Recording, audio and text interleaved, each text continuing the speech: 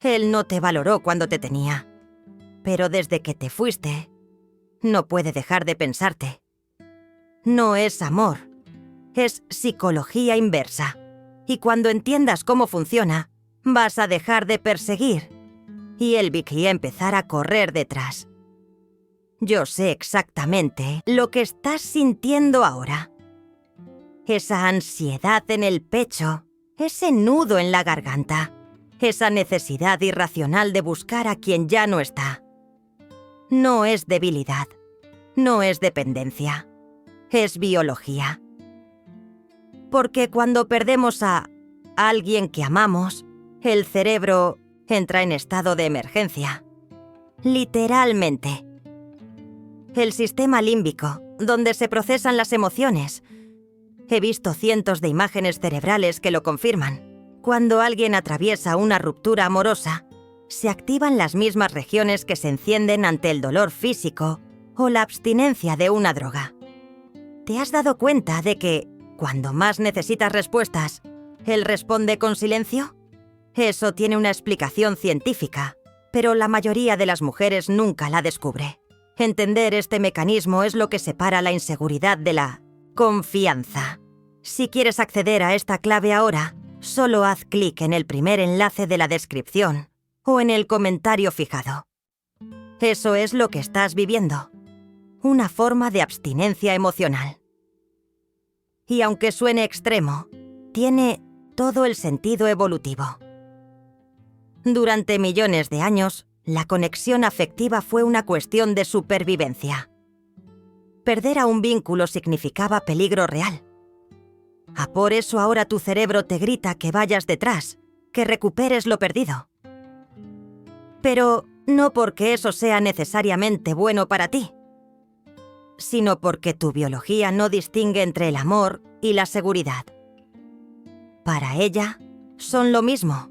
Y entonces idealizas, exageras, transformas lo que se fue en algo que tal vez nunca fue.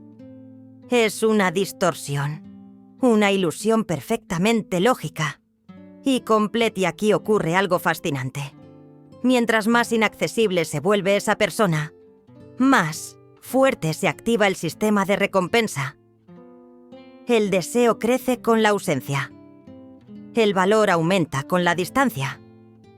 No porque esa persona haya cambiado, sino porque tú estás atrapado en un circuito primitivo que interpreta la pérdida como una señal de alarma. Es el efecto de retiro. Y si no lo entiendes, puedes pasar años persiguiendo. Pero ese es solo el primer mecanismo, porque cuando el silencio se instala, algo más profundo comienza a despertar. Cuando estudié por primera vez los cerebros de personas enamoradas y luego los comparé con los de personas recién abandonadas, vi algo que jamás olvidé. El amor romántico no se apaga con la ausencia. Al contrario, se intensifica. El área del cerebro que más se activa en estos casos es el núcleo accumbens, el mismo centro que responde ante la cocaína o la heroína. Lo que sientes ahora no es metáfora, es una auténtica adicción. Y lo más cruel de todo es que, cuanto más rechazo recibes, más se enciende ese sistema. Es lo que en biología llamamos frustración del deseo. El hecho de no poder tener lo que quieres hace que tu cerebro lo quiera aún más. Es una paradoja neurológica. La imposibilidad se convierte en estímulo. Por eso lo perdido se vuelve deseado. Por eso lo que se va, de repente, parece perfecto. Y tú, sin notarlo, te conviertes en alguien que necesita la dosis de una persona, como un adicto necesita su droga. He visto hombres y mujeres regresar una y otra vez a relaciones rotas, no porque sean felices ahí, sino porque su sistema de recompensa quedó condicionado. Cualquier gesto, cualquier recuerdo, cualquier mínima señal activa el circuito de dopamina como una chispa, y tú interpretas eso como amor. Pero no es amor, es craving, ansia, un impulso químico que no te permite pensar con claridad. Lo peor es que todo eso ocurre bajo el disfraz del romanticismo. Crees que es pasión, destino, conexión.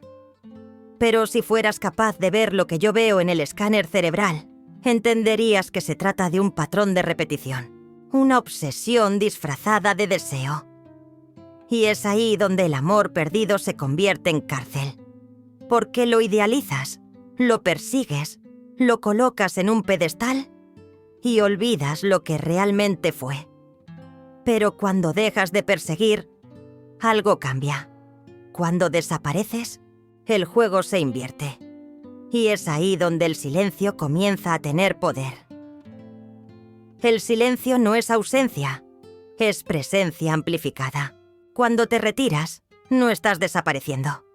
Estás creando espacio para que el otro escuche el eco de tu falta. Y ese eco, créeme, es ensordecedor. Especialmente en el cerebro masculino, que suele procesar el vínculo emocional de manera más reactiva que preventiva. Muchos hombres no sienten el impacto emocional al perder, hasta que el vacío se vuelve imposible de ignorar. He visto esto una y otra vez. Mientras más persistes, más se resiste. Mientras más explicas, más se desconecta. Pero cuando te callas, cuando sueltas, cuando dejas de correr detrás, ahí el cerebro de él comienza a buscarte.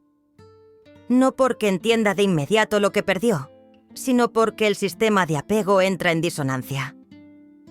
Y esa disonancia, esa incomodidad ante el silencio inesperado, se transforma en necesidad. Desde la neurobiología, lo explicamos así. El cerebro masculino necesita estímulos para reorganizar su percepción emocional. Cuando dejas de estar, generas un vacío conductual que activa la corteza prefrontal. La zona encargada del análisis, la reevaluación, la autoconciencia. Él empieza así a preguntarse cosas que antes no se permitía pensar. No porque quiera hacerlo, sino porque el silencio le obliga. Pero atención, este silencio solo tiene poder cuando no es una manipulación. Si lo haces para provocar, se nota. Si lo haces desde la rabia, se siente. Pero si te retiras desde tu propia dignidad, desde tu reconstrucción, entonces el silencio se convierte en una presencia inconfundible. Una que no necesita gritar para ser escuchada, y ahí aparece un conflicto interno en él. Uno que no entiende, pero que lo incomoda, porque el ego empieza a perder el control. Y cuando eso pasa, se activa el verdadero cortocircuito emocional. Lo he visto tantas veces, y siempre tiene la misma forma. Al principio, él se muestra indiferente, frío, seguro de su decisión. Pero cuando dejas de luchar, cuando dejas de insistir, algo en él empieza a crujir por dentro. No es amor todavía, es ego. Es la herida que no esperaba. Porque para muchos hombres, perder a alguien que ya daba por garantizado se siente como un error del sistema. Una amenaza a su autoimagen. Y ahí es donde ocurre el cortocircuito. Porque el cerebro masculino, al menos en la mayoría, fue condicionado desde la infancia para ganar, para poseer, para controlar. Entonces, cuando tú te vas sin rogar, sin llorar, sin intentar arreglar, él no entiende. No puede decodificar ese comportamiento sin sentir que perdió poder. Y eso, para su ego, no es una pérdida emocional, es una derrota personal. En ese punto, comienza la negación. Seguro está fingiendo. Seguro quiere llamar mi atención.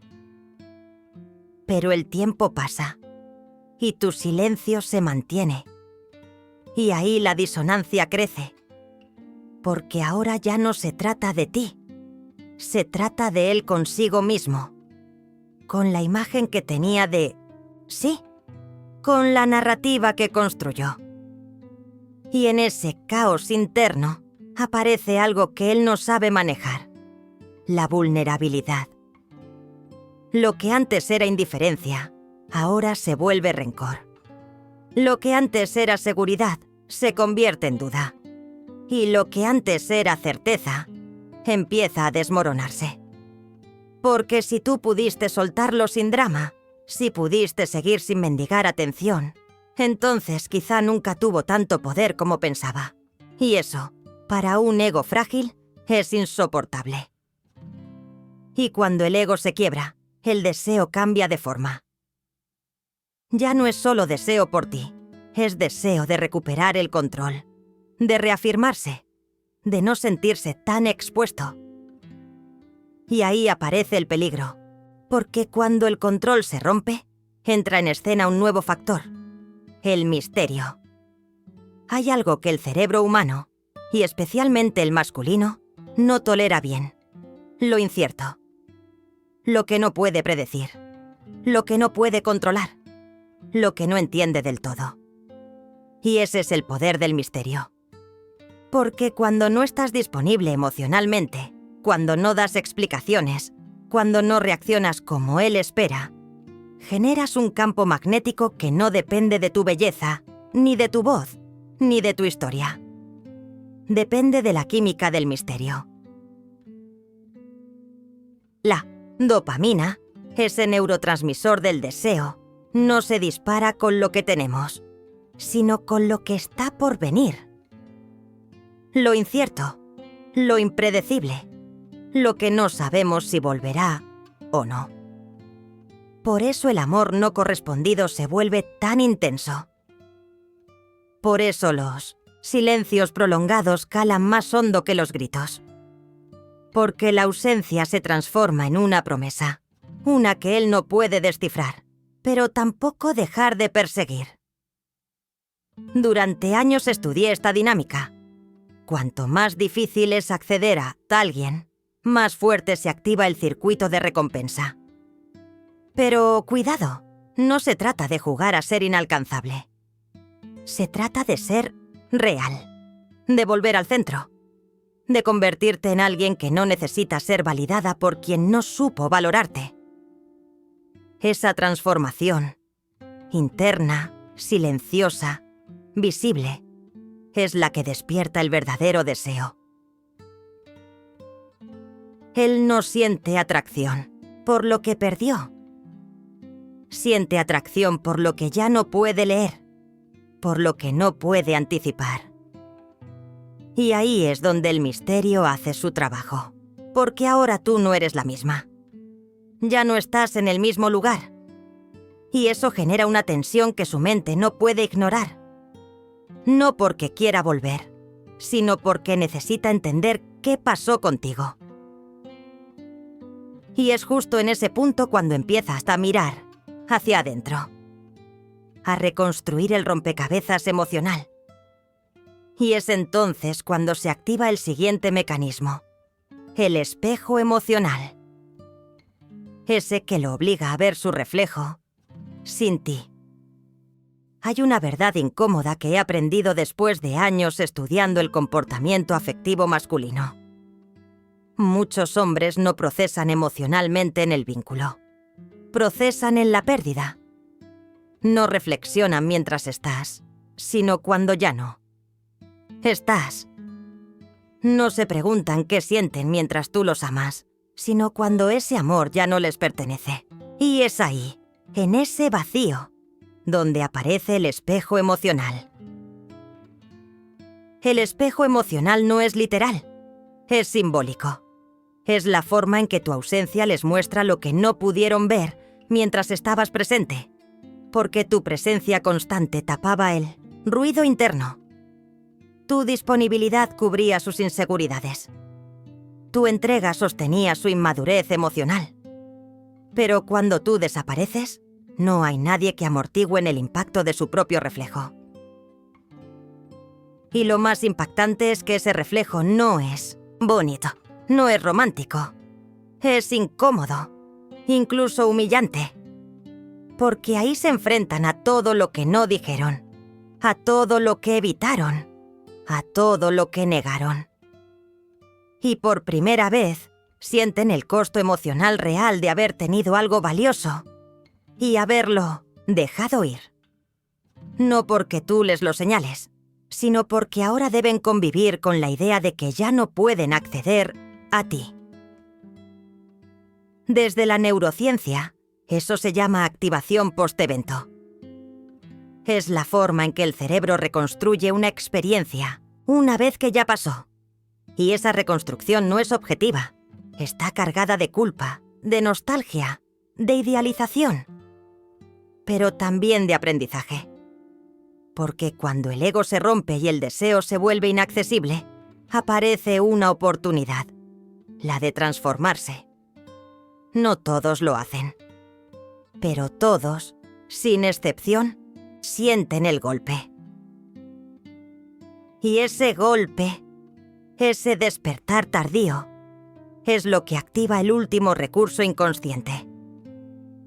El que muchas veces parece manipulación, pero que en realidad es un mecanismo de defensa más profundo. Es ahí donde la psicología inversa cobra todo su poder. Yo no trabajo con juegos. No creo en estrategias vacías ni en consejos de revista. Pero la psicología inversa funciona.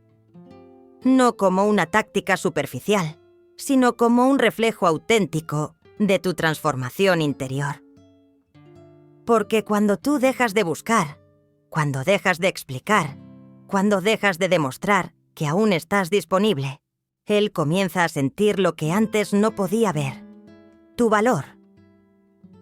Y es importante entender por qué sucede eso. No es magia, es programación neurológica.